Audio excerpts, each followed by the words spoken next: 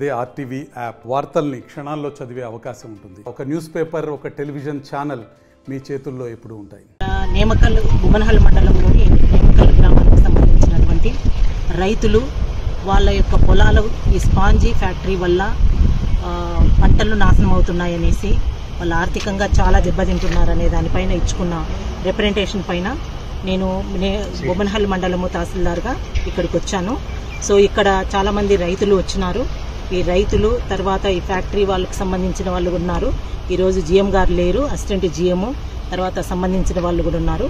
వాళ్ళతోనూ మాట్లాడడం జరిగింది. రైతులతోనూ వాళ్ళ సమస్య ఏంటి అనేది వాళ్ళ ద్వారా విన్నాను. అలాగనే పొలంలో కూడా పంట ఉంది, స్టాండింగ్ క్రాప్ ఉంది. ఈ స్టాండింగ్ క్రాప్ కూడా సో ఏమాత్రము నష్టం ఉంది ఏంటి అనేది మేము ఇప్పుడు చూడడం జరిగింది. సో ఈ పంట పైన కూడా రెడ్ పౌడర్ అనేది మొత్తం పడి సాయిల్ కానీ పంట కానీ ఇబ్బందికరంగా ఉన్నట్లుగా గ్రహించినాము.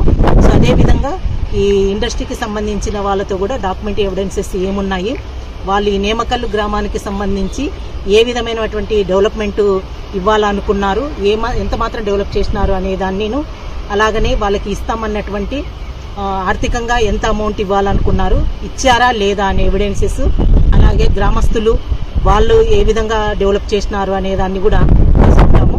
అలాగనే రైతులకు ఎటువంటి ఇబ్బంది ఉంది, వాళ్ళు అడుగుతున్నటువంటి డిమాండ్ ఏంటి, ఈ డిమాండ్కు ఈ ఫ్యాక్టరీ వాళ్ళు ఇస్తారా లేదా అనే దానిపైన టోటల్గా ఒక రిపోర్ట్ తయారు చేసి కలెక్టర్ గారికి రిపోర్ట్ త్వరలోనే పంపిస్తాము.